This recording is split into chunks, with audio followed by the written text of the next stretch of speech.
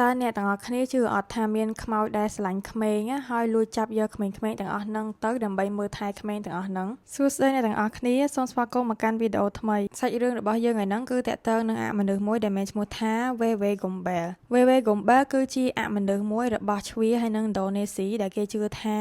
នាងជាខ្មោចដែលតែងតែចេញមកលួចចាប់យកកូនក្មេងទាំងឡាយណាដែលត្រូវបានឪពុកម្ដាយបោះបង់ចោលឬក៏ក្មេងដែលខ្វះភាពកក់ក្ដៅនៅក្នុងគ្រួសាររឿងរ៉ាវរបស់ VV Gombel ហ្នឹងត្រូវបានគេដំណាលតគ្នាថាកាលពីដើមឡើយនឹងនាងគឺជាស្ត្រីធម្មតាម្នាក់ទេហើយបានរៀបការជាមួយនឹងបរិសខូខើម្នាក់អញ្ចឹងបន្ទាប់ពីបានរៀបការជាមួយគ្នាហើយបរិសម្នាក់ហ្នឹងដែលត្រូវជាប្តីរបស់នាងហ្នឹងតែងតែវាយធ្វើបាបប្រើអំពើហិង្សាលើនាងជារៀងរាល់ថ្ងៃធ្វើបាបទាំងផ្លូវកាយទាំងផ្លូវចិត្តហើយនៅក្នុងរឿងព្រេងខ្លះគេនិយាយថាប្តីហ្នឹងធ្វើបាបដោយសារតែគាត់ហ្នឹងជាមនុស្សដែលខូខើហិង្សាចឹងហ្មងរីឯរឿងព្រេងខ្លះទៀតគេនិយាយថាបរិសម្នាក់ហ្នឹងវាធ្វើបាបនាងដោយសារតែនាងអត់មានសមត្ថភាពនៅក្នុងការបង្កើតកូនឲ្យគាត់អញ្ចឹងពេលខឹងប្រពន្ធអត់មានកូនអត់មានផ្ទៃពោះឲ្យទៅវាយធ្វើបាបប្រពន្ធរាល់ថ្ងៃចឹងទៅពីមួយថ្ងៃទៅមួយថ្ងៃពីមួយខែទៅមួយខែឆ្នាំទៅឆ្នាំដោយសារតែអាចអត់ទ្រាំនឹងទង្វើហិង្សាទង្វើខូខើរបស់ប្តីនឹងបានថ្ងៃមួយ VV Gombel ក៏បានសម្លាប់ប្តីខូខើរបស់ខ្លួនចោលបាត់ទៅអញ្ចឹងបន្ទាប់ពីបានសម្លាប់ប្តីខូខើរបស់ខ្លួនហើយនៅក្នុងរឿងព្រេងខ្លះគេនិយាយថា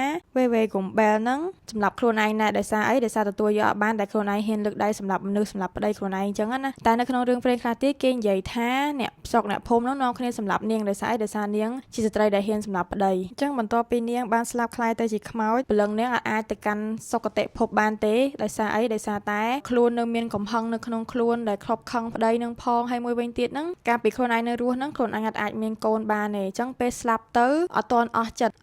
តហើយคล้ายទៅជាខ្មោចមួយដែលស្រឡាញ់ក្មេងអញ្ចឹងបន្ទាប់ពី VV Gombel បានคล้ายទៅជាខ្មោចនឹងហើយនាងមានទង្វើមួយគឺតែងតែចាប់ក្មេងហើយ VV Gombel នឹងចាប់យកក្មេងទាំងឡាយណាដែលត្រូវបានឪពុកម្ដាយបោះបង់ចោលឪពុកម្ដាយអត់ស្រឡាញ់អត់ take care អត់យកចិត្តទុកដាក់ថែរក្សាប្រើប្រាស់អំពើហិង្សាអីហ្នឹង VV Gombel នឹងចាប់យកក្មេងៗទាំងអស់ហ្នឹងទៅលាក់ទុកអញ្ចឹងនៅក្នុងរឿងគេនិយាយថាពេលដែលយកកូនក្មេងទាំងអស់ហ្នឹងទៅហើយអមនុស្សហ្នឹងអត់ធ្វើបាបក្មេងៗទាំងអស់ហ្នឹងទេផ្ទុយទៅវិញគឺយកកូនក្មេងទាំងអស់ហ្នឹងទៅថែរក្សាមើលថែចិញ្ចឹមផ្ដល់ជាអាហារឲ្យក្មេងៗទាំងអស់ហ្នឹងនិយាយរួមដោយសារតែអាណិតក្មេងដោយសារតែខ្លួនឯងការនៅរស់អត់មានលទ្ធភាពបង្កើតកូនទេអញ្ចឹងពេលដែលស្លាប់ទៅជាខ្មោចហើយឃើញក្មេងៗត្រូវគេធ្វើបាបដោយដែលការប្តីខ្លួនឯងធ្វើបាបខ្លួនឯងអញ្ចឹងហើយអាណិតក្មេងទាំងអស់ហ្នឹងក៏ជួយមើលថែពួកក្មេងៗទាំងអស់ហ្នឹងទៅគេនិយាយថាបើសិនជាឪពុកម្ដាយចង់បានកូនរបស់ពួកគេត្រឡប់មកវិញលុះត្រាណាតែឪពុកម្ដាយទាំងអស់ហ្នឹងភ្ញាក់រលឹកដឹងអំពីទោសកំហុសខ្លួនឯងដឹងថាខ្លួនឯងខុសដែលអត់បានមើលថែកូនឲ្យបានល្អ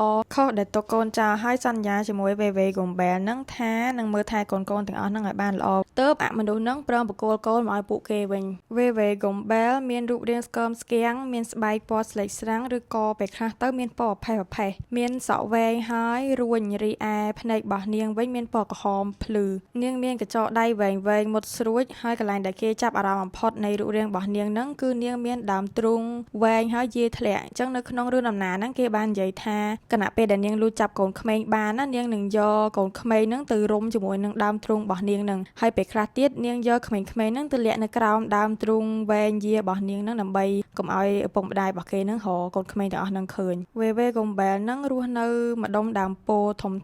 រស់នៅលើភ្នំក្នុងព្រៃឬក៏កន្លែងណាដែលស្ងប់ស្ងាត់ហើយ VV Gombel ហ្នឹងបង្ហាញខ្លួនតែពេលព្រះអាទិត្យលិចទេអញ្ចឹងនៅពេលដែលព្រះអាទិត្យលិចហើយ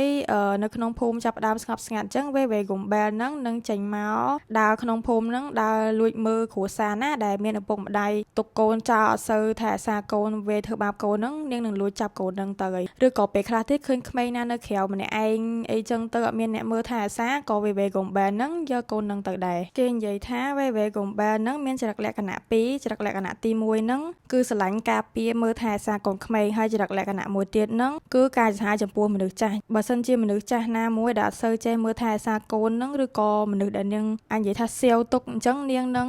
លើងបន្លាចមនុស្សទាំងអស់ហ្នឹងហើយនៅពេលដែលនាងលើងបន្លាចហ្នឹងនាងនឹងធ្វើសម្លេងមនុស្សយំឬក៏សម្លេងសើចទាំងឡាយណាដែលគួរឲ្យខ្លាចដើម្បីបំផិតបំភ័យទៅលើមនុស្សទាំងអស់ហ្នឹង VV Gombel អត់សូវមានវេទមន្តឬក៏ថាមពលអីទេគ្រាន់តែជាខ្មោចដែលចេញមកលើងមនុស្សហើយអាចបង្ហាញខ្លួនអាចបាត់ខ្លួនទៅវិញអាចលាក់ខ្លួនមិនឲ្យមនុស្សឃើញតែប៉ុណ្្នឹងទេ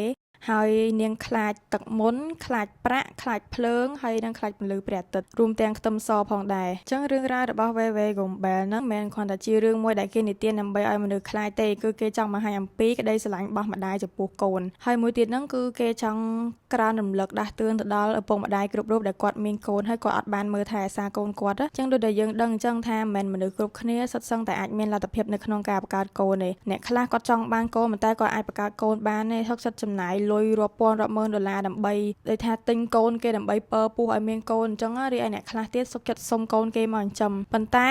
មនុស្សមួយចំនួនតូចដែលគាត់មានកូនហើយគាត់បានមើលថែអាសាកូនទាំងអស់ហ្នឹងឲ្យបានល្អឯងផ្ទុយទៅវិញបែរជាទុកគ្នាចោលអ្នកខ្លះបង្កើតកូនហើយបោះចោលអ្នកខ្លះទៀតបង្កើតគ្នាមកអត់ឲ្យចូលរៀនវាយប្រហារធ្វើបាបឲ្យគ្នាដើរសុំទានតាមផ្លូវសុំលុយគេចាយអញ្ចឹងរឿងហ្នឹងគឺគេចង់រំលឹកដាស់តឿនទៅដល់ឪពុកម្ដាយទាំងអស់ហ្នឹងឲ្យគាត់ដឹងពីតម្លៃឲ្យគាត់ដឹងថាក៏ពិតទៅពួកគាត់មានសំណាងដែលគាត់មានកូនហើយអ្នកផ្សេងវិញអត់មានឱកាសអត់មានសំណាងមានកូនដូចពួកគាត់ទេអញ្ចឹងក៏បីមើលថែអាសាកូនទាំងអស់ហ្នឹងឲ្យបានល្អ take care ពួកគេឲ្យបានល្អអញ្ចឹងសាច់រឿងរបស់យើងថ្ងៃហ្នឹងមានតែប៉ុណ្្នឹងទេសូមអរគុណអ្នកទាំងអស់គ្នាដែលបានស្ដាប់វីដេអូមួយនេះតាំងពីដើមរហូតដល់ចប់ហើយបើសិនជាខ្ញុំមានកំហុសខុសឆ្គងត្រង់ណាក៏សូមអធិស្ឋានអភ័យទោសផងហើយមួយវិញទៀតបើសិនជាអ្នកទាំងអស់គ្នាចូលចិត្តការនិយាយរបស់ខ្ញុំកុំភ្លេចជួយចុច like ក៏ដូចជា subscribe ផងហើយការ subscribe របស់អ្នកទាំងអស់គ្នាគឺជាកម្លាំងចិត្តរបស់ខ្ញុំនៅក្នុងការផលិតវីដេអូបន្តអរគុណអ្នកទាំងអស់គ្នា